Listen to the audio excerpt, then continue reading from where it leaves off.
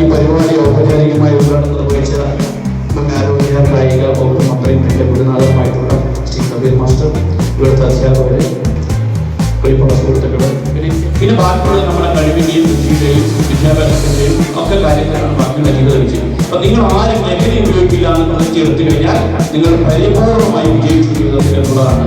ബാക്കിയുള്ളതൊക്കെ നമ്മുടെ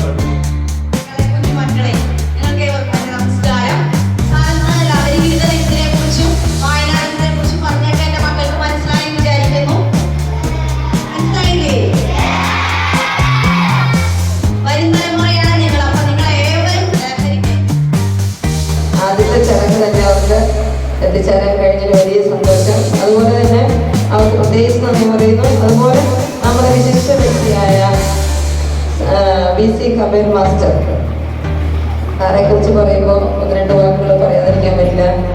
കാരണം സാറ് പറഞ്ഞു, ഇവിടെ പഠിച്ച വ്യക്തി